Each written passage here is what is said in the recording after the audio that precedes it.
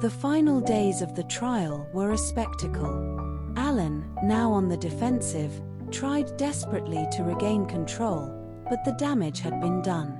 His affair, his financial mismanagement, and his abandonment of his family were laid bare for the court to see. When it came time for the division of assets, the judge ruled in Evelyn's favor. She was granted full custody of the children, along with the house and a significant portion of their shared wealth. Alan was left with his mistress, a dwindling bank account, and the realization that he had lost far more than he had bargained for. But even in victory, Evelyn didn't feel the satisfaction she thought she would. The process had drained her emotionally, and she was left to pick up the pieces of a life that had been torn apart. But one thing was clear: she had survived. She had fought back, and she had won. Now, standing outside the courthouse, Evelyn felt the weight of everything she had endured finally lift from her shoulders. She wasn't the same woman who had walked into this battle months ago. She was stronger, wiser, and ready to start a new chapter, one that she would write on her own terms. Alan's downfall began the moment he walked out of that courtroom, but he didn't know it yet. In his mind, the divorce was just a temporary setback. He believed that, with his wealth and connections, he could rebuild his life quickly. The young woman he had sacrificed his family for was still by his side, and for a brief moment, he felt invincible. But life had other plans. The first cracks appeared in his business. Alan had always prided himself on his reputation, a family man, a successful businessman with a clean image. But the divorce had aired his dirty laundry for everyone to see. Clients, investors, and colleagues began to distance themselves. He had built his empire on trust, on the idea that he was a reliable, steady hand, but now that image was tarnished. Whispers started circulating in the business world. People talked about the affair, about how Alan had abandoned his family, about the lavish spending and reckless decisions that led to the divorce. It wasn't long before a few key investors started pulling their money from his ventures, not wanting to be associated with the scandal. Alan's attempts to mitigate the damage only made things worse. He tried to downplay the divorce in interviews, painting himself as a victim of a marriage that had run its course, but the public wasn't buying it. The photos of him with his young mistress, plastered all over tabloids and social media, told a different story. His charm, once his greatest asset, now came off as sleazy and insincere. Then came the financial fallout. With the division of assets from the divorce, Alan had lost a substantial portion of his wealth. He had been so focused on winning the material things, the house, the cars, that he hadn't realized how much his empire was actually built on smoke and mirrors. Without Evelyn's steady hand managing their household and finances, the cracks in his business became gaping holes. The young woman, Emily, who had seemed like the fresh start he craved, began to show her true colors as well. At first, she had been all excitement and fun, but as the reality of Alan's declining fortune set in, the dynamic between them changed. She had enjoyed the lavish lifestyle, the expensive gifts, the sense of being with a powerful man. But now, with his fortune fading and his reputation in tatters, the excitement wore off. Alan, desperate to hold on to her, began spending even more recklessly, trying to keep up the appearance of wealth. Expensive dinners, designer clothes, trips to exotic locations, anything to keep her interested. But it was never enough. Emily, who had once been wide-eyed and enamored with him, started to pull away. She no longer looked at him with admiration. Instead, she seemed bored, annoyed even. One night, after a particularly expensive dinner where Alan had hoped to rekindle the spark between them, Emily finally confronted him. They were sitting at a rooftop bar, overlooking the city, but the usual sense of triumph Alan felt in such settings was gone. He could feel her pulling away, and his heart sank. "This isn't what I thought it would be," she said, her voice cold, detached. "I thought we'd be living this glamorous life together, but all I see now is stress. You're always worried about money, and honestly, Alan, it's exhausting." Alan tried to reason with her, to tell her that things would turn around, that he was working on rebuilding his business. But Emily wasn't interested in promises. She wanted the life he had sold her on, the life he could no longer afford. A week later, she was gone. She left without a word, moving on to someone younger, someone who could offer her the lifestyle she craved. Alan didn't even get the courtesy of a goodbye. The loss of Emily hit Alan harder than he expected. He had sacrificed everything for her, his marriage, his family, his reputation, and now she had walked away as if none of it had ever mattered. For the first time, he realized just how alone he was. His kids no longer spoke to him, his ex-wife had moved on, and now the woman he had chosen over all of them had abandoned him, too. The loneliness began to consume him. Alan had always been surrounded by people, business associates, friends, women, but now, as his fortunes dwindled, so did his circle. He found himself spending more and more time in the empty penthouse apartment that he had fought so hard to keep in the divorce. The once vibrant space now felt like a prison, a constant reminder of everything he had lost. His business continued to unravel. Without the steady stream of investors and clients, his ventures began to fail. One by one, his projects folded, and soon, he found himself drowning in debt. The lavish lifestyle he had once flaunted was now impossible to maintain. The expensive dinners, the designer suits, the vacations, they all vanished. Alan was forced to sell off assets just to stay afloat. The vacation home in the south of France, the luxury cars, even the penthouse, all of it went, piece by piece. It wasn't long before Alan, once the man who had everything, was left with nothing. He moved into a modest apartment, far from the glamorous life he once led. The people who had once clamored for his attention now avoided him. His phone, once constantly buzzing with calls and invitations, was eerily silent. He would sit for hours, staring at the walls, replaying every decision, every moment that had led him here. In his quiet apartment, Alan finally had to face the truth. He had destroyed his own life. His greed, his ego, his arrogance, they had all led him down this path. He had believed that he could have it all, a wife who adored him, a family who looked up to him, and a mistress who made him feel young again. But in the end, he had lost everything. Evelyn, meanwhile, had moved on. She had rebuilt her life, her children by her side. She had found peace, something Alan would never know again. The power she had regained in the courtroom was nothing compared to the strength she had found within herself after the divorce. She no longer needed Alan, or the life they had once shared. She had created something better, something real. For Alan, the descent continued. He became a shadow of the man he once was, isolated and bitter.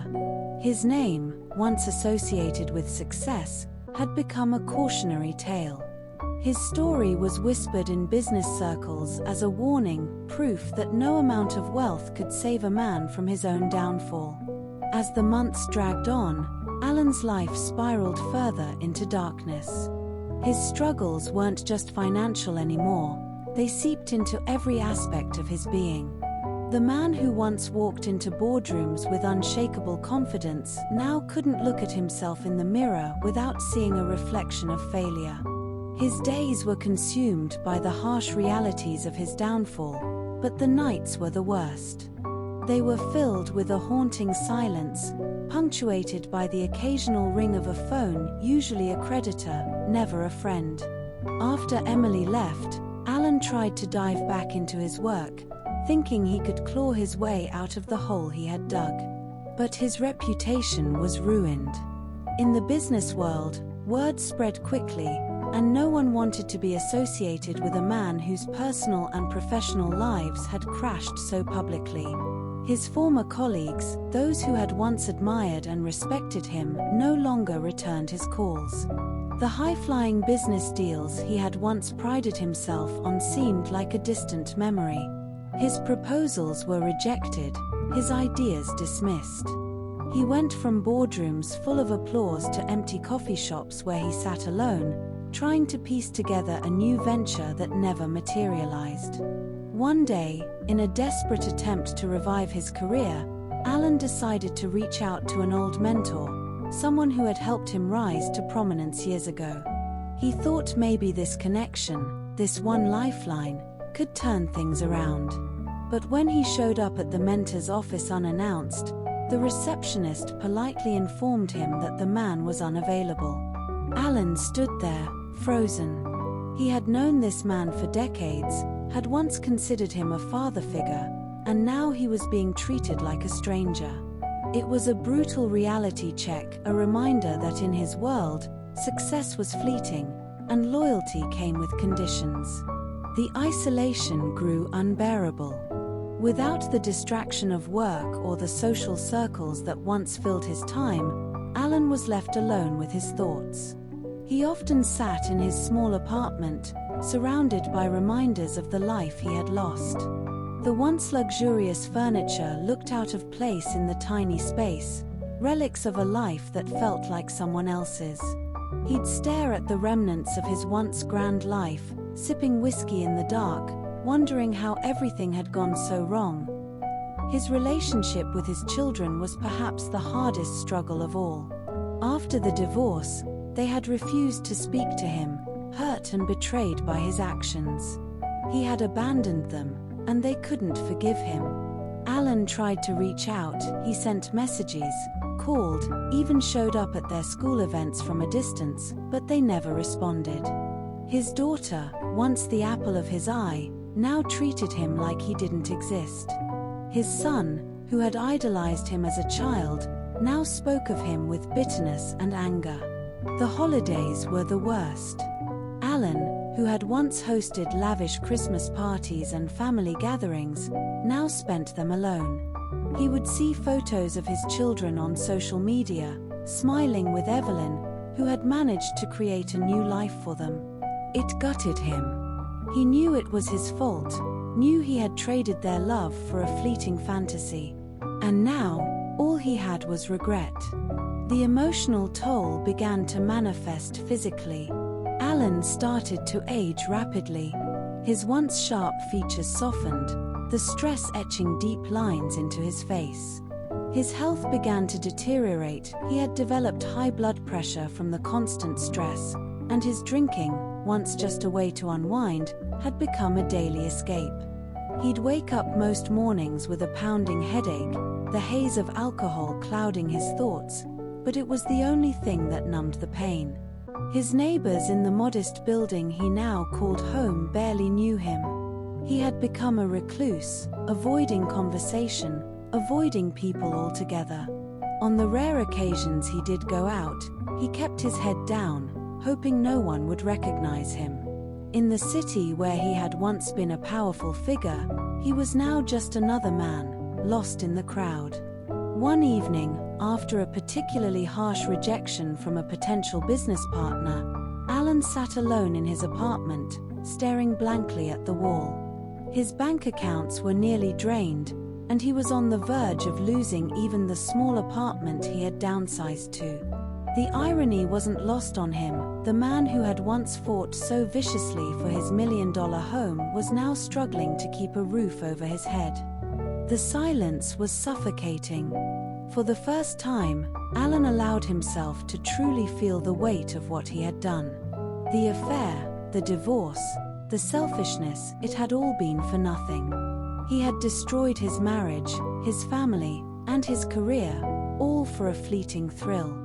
And now, he was left with nothing but the ghosts of his past, haunting him in the empty rooms of his apartment. Desperation led him to places he had never imagined. One night, in a fit of hopelessness, Alan found himself contemplating the darkest of thoughts. The idea of ending it all crept into his mind, a whisper at first, but then louder as the loneliness closed in. But even in his darkest moment, something stopped him. Maybe it was the flicker of his children's faces in his mind, or maybe it was the faint hope that somehow he could still fix things. He wasn't sure. Instead of giving in to despair, Alan sought help, though it was more out of necessity than hope. He began attending therapy, something he had once scoffed at. The sessions were painful, forcing him to confront the man he had become, but they were also the first step toward any kind of healing. Slowly, painfully, Alan began to pick up the pieces, though the road ahead was long and uncertain. He was a man who had fallen from great heights, and the fall had nearly destroyed him. But somewhere in the ruins of his life, there was a faint glimmer of survival. Alan had lost everything: his wealth, his reputation, his family, but perhaps, in time, he could find something that had eluded him for so long: a sense of peace. Evelyn stood in front of the mirror one morning, staring at her reflection. It had been months since the final papers were signed, and yet the weight of the past few years still lingered. But something was different now. The woman staring back at her wasn't the same one who had clung to a broken marriage, trying desperately to keep a family together that had long since fractured. No, this woman had found strength in places she hadn't known existed. She had found love not from anyone else, but from herself. It hadn't been easy.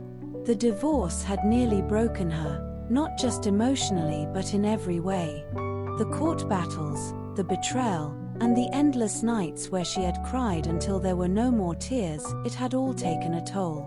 But over time, she began to realize that surviving something like that wasn't just about getting through it. It was about reclaiming who she was, piece by piece. At first, Evelyn threw herself into her role as a mother. Her children, devastated by their father's abandonment, had needed her more than ever. She had been their rock, the one constant in their lives when everything else had seemed to fall apart. But as they began to heal, Evelyn realized that she, too, needed to focus on herself. It started with small things she hadn't done in years.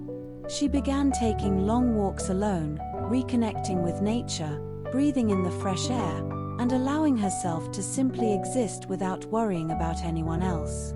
She picked up hobbies she had abandoned during her marriage: painting, reading, cooking elaborate meals just for herself. She indulged in things that made her happy, not because they were practical or because they served anyone else, but because they were hers. She started going to the gym, not out of a desire to change her appearance, but because she wanted to feel strong again, physically and mentally. With every step on the treadmill, with every weight she lifted, she felt herself becoming more grounded, more in tune with her own body and mind. Evelyn also began traveling. At first, it was just small weekend trips to nearby towns, places she had always wanted to explore but never found the time for. But soon, those trips grew into longer adventures.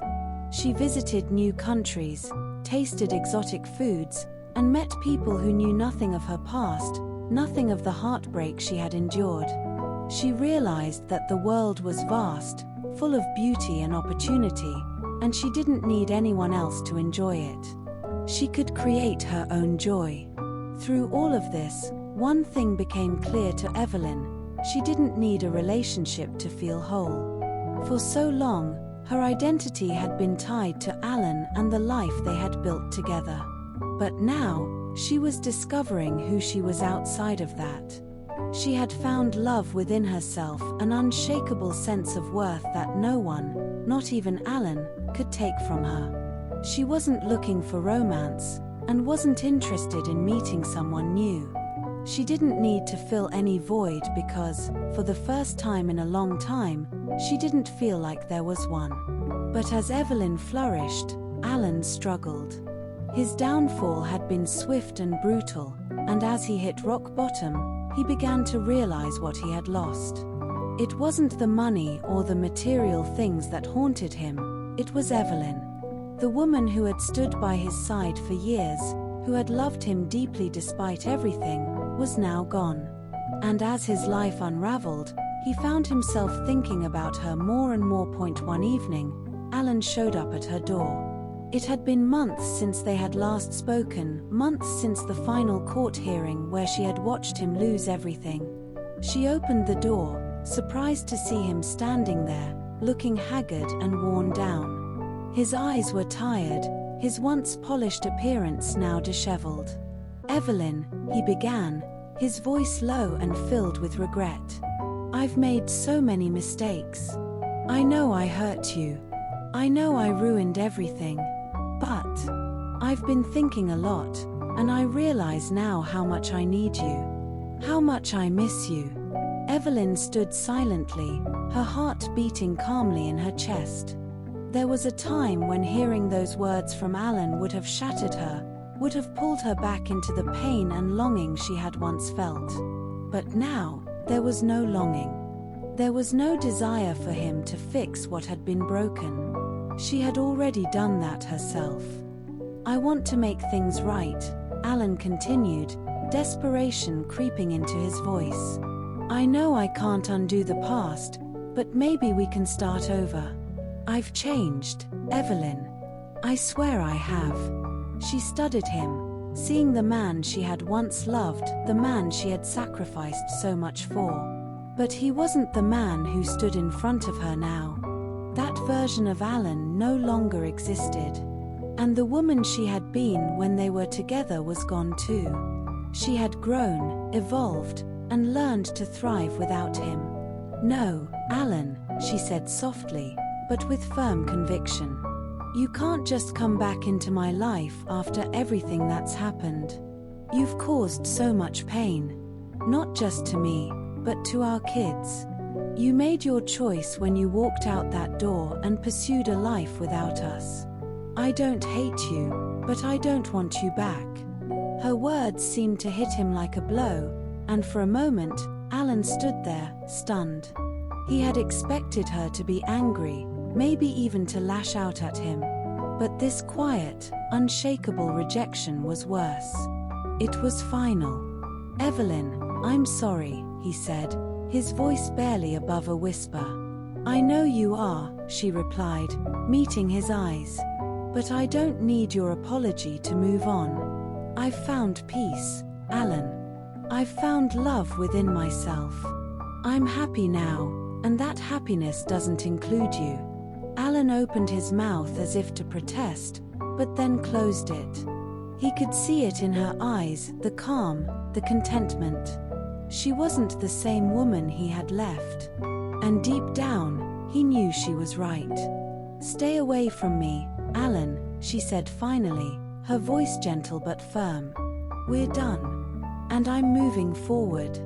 With that, she closed the door, leaving Alan standing on the other side, alone once again. But this time, the weight of his choices was undeniable. Evelyn had found the strength to rebuild herself, and no matter how much he regretted what he had done, he was no longer a part of her future. As Evelyn leaned against the door, she felt a sense of closure wash over her. There was no anger, no resentment, just peace.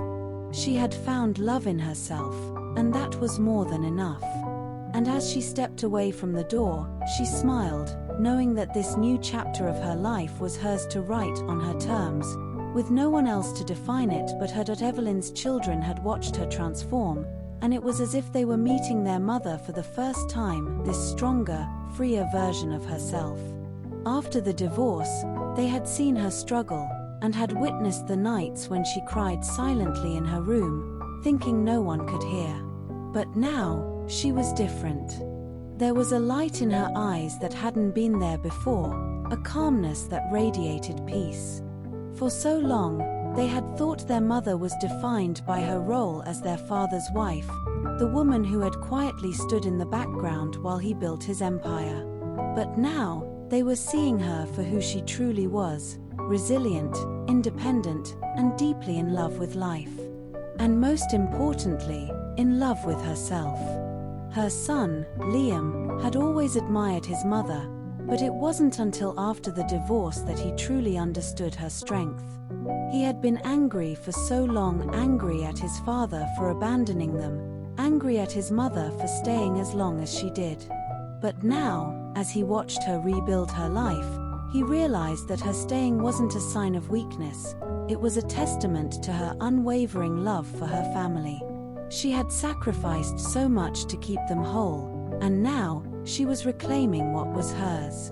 One afternoon, Liam sat with his mother in the garden, watching her tend to the flowers she had planted in the months after the divorce.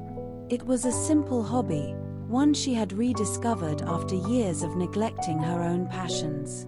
As she moved gracefully among the plants, Liam felt a surge of pride. "Mom," he said, breaking the quiet, "I've never told you this, but I'm really proud of you." Evelyn looked up from the flowers, surprised. "Proud of me? For what?" "For everything," he said, his voice thick with emotion. "For how you've handled all of this. For how you've shown me what real strength looks like. I used to think you were just staying because you were afraid to leave Dad, but now I see it differently. You weren't staying because you were weak, you stayed because you were strong enough to try and hold it all together. And now, you're even stronger for letting it all go." Evelyn smiled softly, her heart swelling with love for her son. "Thank you, Liam. That means more to me than you know." Her daughter, Sophie, had been the one most deeply hurt by their father's abandonment. At first, she had struggled to forgive her mother for staying silent about the affair, for trying to keep the family together even when things were falling apart. But over time, as she watched Evelyn grow into this new version of herself, Sophie began to understand. Her mother's silence hadn't been out of weakness, it had been out of love, an effort to protect them from a truth too painful to bear at the time. One evening, as they sat together on the porch, sipping tea, Sophie finally spoke about the pain she had been holding on to. "Mom," she said, her voice hesitant, "I used to be angry at you. I didn't understand why you stayed with Dad, why you didn't tell us what was going on. I don't know. I thought you weren't standing up for yourself." Evelyn's heart clenched, but she listened quietly, giving Sophie the space to express her feelings. "But now," Sophie continued, "I get it. You were trying to protect us. You were doing what you thought was best for me and Liam. And I just want you to know that I see that now. I'm sorry for being so hard on you." Tears welled up in Evelyn's eyes as she reached over and took Sophie's hand. "You never have to apologize for how you feel, sweetheart. I understand why you were angry. I was angry too, angry at your father, angry at myself. But I've learned that holding on to that anger doesn't help anyone. Letting go has been the most freeing thing I've ever done." Sophie smiled through her own tears, squeezing her mother's hand. "You've taught me so much about strength, Mom. About what it means to love yourself enough to walk away from what's hurting you. I'm proud of you. And I love you."